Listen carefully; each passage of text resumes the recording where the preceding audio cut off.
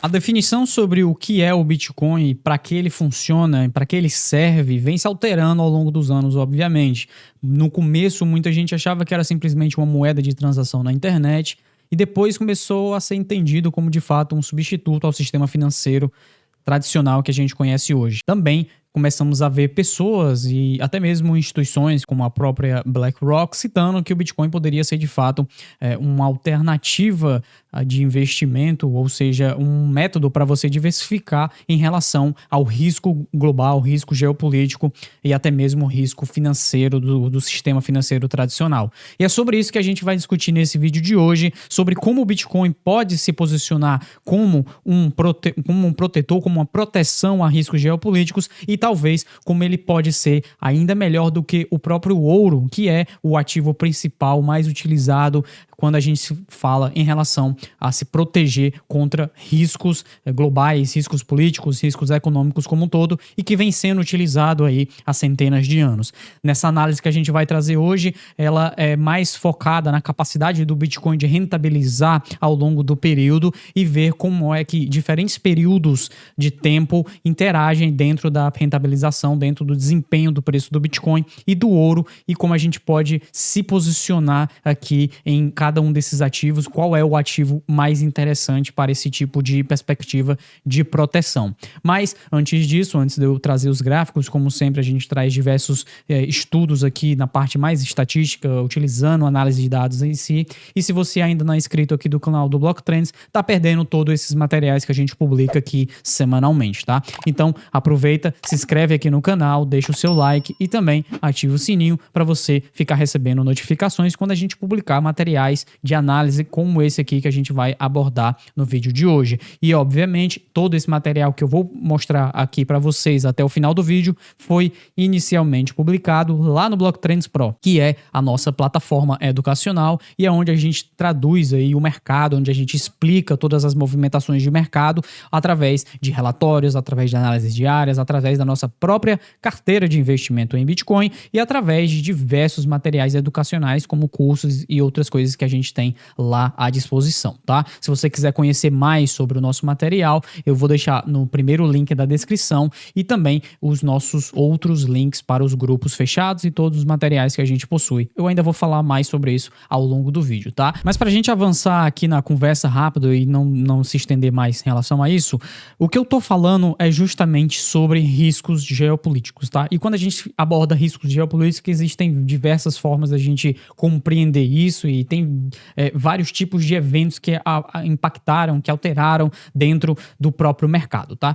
Na nossa análise que a gente vai ver daqui a pouco, a gente calculou diversos desses eventos e o que eu tô mostrando aqui na tela para vocês foi basicamente o último evento que a gente teve agora de grande importância, que foi nessa semana, né, no início dessa semana, quando nós tivemos uma escalada na tensão entre ali o Israel e Irã lá no Oriente Médio, quando nós tivemos aí uma série de bombardeios que foram efetuados no solo israelense.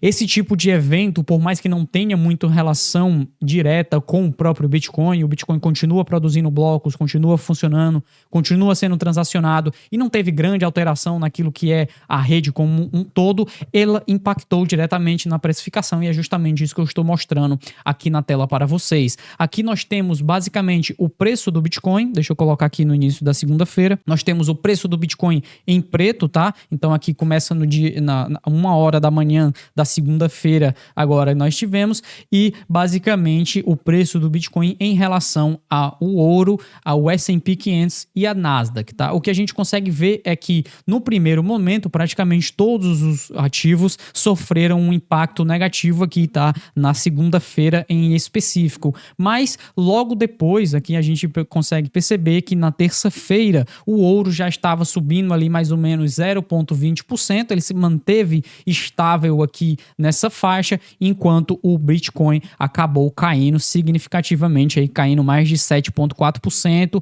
e acumulou na quinta-feira, ontem, né, uma queda de até 8,32%. Então, como é que, Cauê, você está me falando que o Bitcoin pode ser uma resposta aqui para proteção contra eventos geopolíticos, quando nós acabamos de ter um evento geopolítico no início dessa semana e que acabou impactando negativamente o preço do Bitcoin? Bom, É justamente pelo fato da escolha do tempo gráfico ao qual nós vamos entender aqui esse tipo de proteção. Não só por conta da volatilidade do Bitcoin, que a gente vai abordar um pouco mais na frente agora no nosso vídeo, mas principalmente porque depende do seu nível de alocação de risco e da sua compreensão sobre investimento. Obviamente, o investidor que está buscando rentabilidade em 24 horas, em 3 dias ou em 7 dias, ele está com uma visão um pouco errada, porque investimento por padrão é aquilo que vai trazer frutos no longo prazo, é aquilo que vai crescer no longo prazo. Então, como é que a gente pode entender o ouro em relação ao Bitcoin? Foi justamente isso que a gente fez através desse estudo que a gente mostrou lá no Block Trends Pro, tá? Esse estudo saiu na quarta-feira agora, então ele está bastante recente, onde nós discutimos aqui sobre guerras, tensões geopolíticas e o efeito de hedge no Bitcoin através de um estudo estatístico que a gente vai mostrar agora, tá? Basicamente, esse gráfico mostra o desempenho do Bitcoin 120 dias após 16 eventos geopolíticos nos últimos 10 anos. Daqui a pouco eu vou mostrar para vocês quais são os eventos geopolíticos, mas o que a gente pode perceber, e aqui esse gráfico está indexado em 100, ou seja, nós temos os 16 eventos indexados dentro desse gráfico para observar 120 dias, então a gente tem aqui 20 dias, 40, 60, 80, 100, até 120 dias após esses eventos geopolíticos, tá? E o que a gente pode perceber é que no curto prazo, então se a gente colocar mais ou menos aqui onde eu estou passando o mouse, tá? 10 a 20 dias, nós temos tantos eventos positivos, então tantos eventos que o preço do Bitcoin subiu, quanto eventos que ele caiu. Só que quando nós colocamos para o longo prazo, a gente percebe que tem mais, o 100 fica mais ou menos aqui, existem mais eventos positivos do que eventos negativos no longo prazo. E aqui em preto é onde entra a grande questão aqui, o ponto central dessa nossa análise, que é a média de retorno com base em 120 dias. E a gente vai já ver como é que fica essa média de retorno, mas a gente consegue ver exatamente a mesma coisa, tá? Aqui tem um gráfico de 90 dias, que é basicamente a mesma coisa, só que um pouco mais para trás, para vocês terem uma visão mais clara sobre a quantidade de dias que tem positivo em relação aos dias que tem em negativo, e aqui fica o grande ponto central da análise, é essa tabela que mostra justamente o desempenho do Bitcoin e do ouro após 16 principais eventos geopolíticos, tá? Quando a gente está observando aqui no 30 dias, né, então 30 dias do Bitcoin e 30 dias do ouro, a gente percebe que o Bitcoin tem eventos onde 30 dias posteriores chegou a cair ali cerca de 13%, 13,99%, 18,74%. E aqui eu estou citando justamente esses eventos geopolíticos em relação à performance de 30 dias. Então, na pandemia do Covid, 30 dias depois, o Bitcoin tinha caído 13,22%. No golpe na Turquia de 2016, o Bitcoin caiu 13,99% depois. Na crise no Sri Lanka, caiu 18,74%. Na explosão em Beirute de 2020, o Bitcoin caiu cerca de 8,57% 30 dias após. Então a gente está falando aqui de diversos eventos, tá? E aqui eu estou incluindo crises financeiras, eu estou incluindo invasões, crises econômicas, explosões, mísseis, eleições, retirada de tropa lá nos Estados Unidos. Então, muita coisa relacionada a eventos que afetaram o mercado, tá?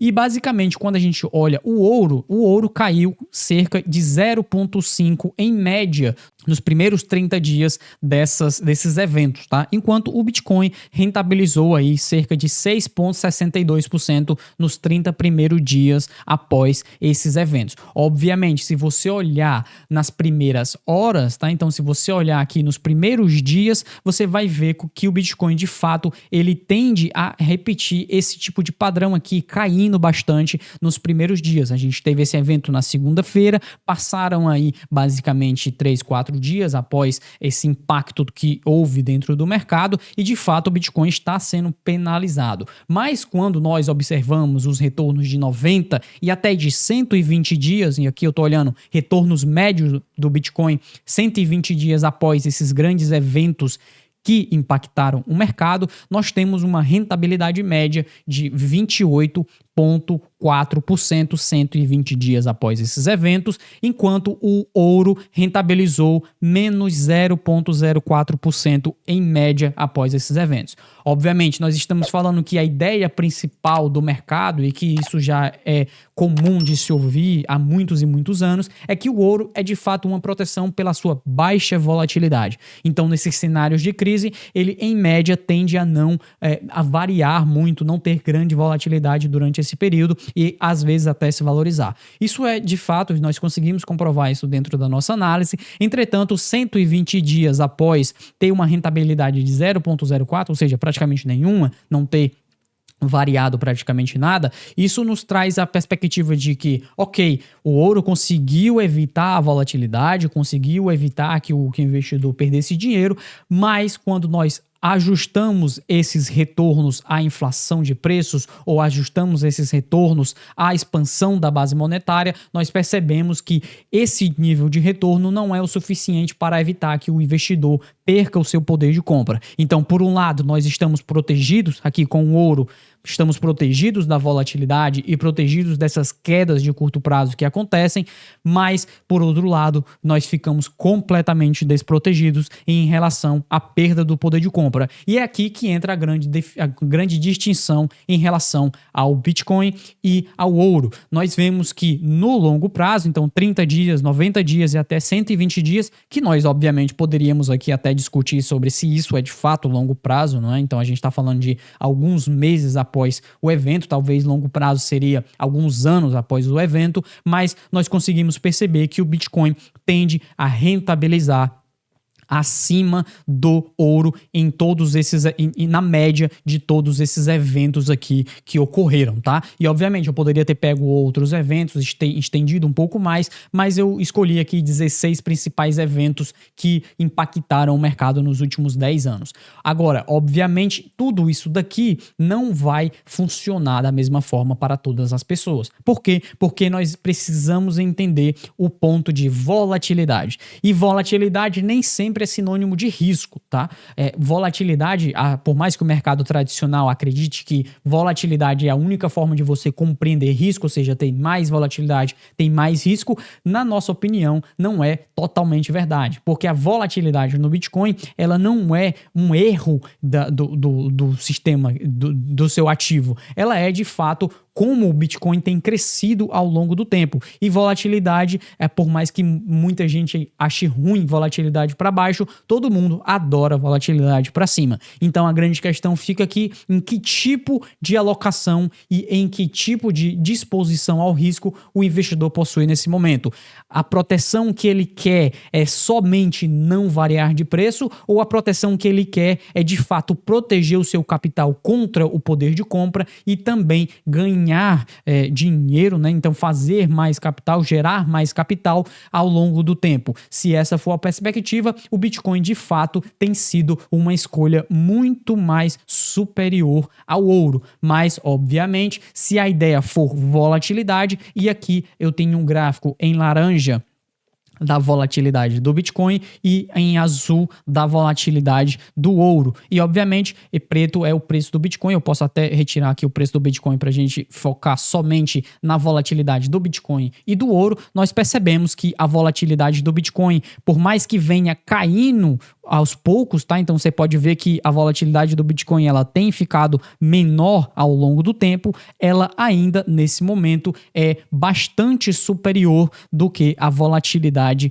do ouro. Então, tá, se você quiser menor volatilidade, mas também não quiser rentabilidade nenhuma e perder para a inflação, o ouro é de fato uma ótima alternativa. Agora, se você deseja rentabilizar o seu capital, ficar protegido da perda do poder de compra, da degradação monetária e ainda ter à disposição um ativo que é inconfiscável, que pode ser transferido internacionalmente 24 horas por dia sem necessidade de pedir permissão para um órgão terceiro, e aqui a gente já está entrando nas características técnicas do Bitcoin, mas a gente já abordou isso outras vezes aqui no canal, tá? Depois eu vou deixar um card aqui em cima sobre as principais características e como é que funciona a economia do Bitcoin, só para vocês terem uma ideia de que, basicamente, por mais que a gente tenha abordado a parte de desempenho de preço, o que fica ainda mais superior ao ouro é, de fato, as características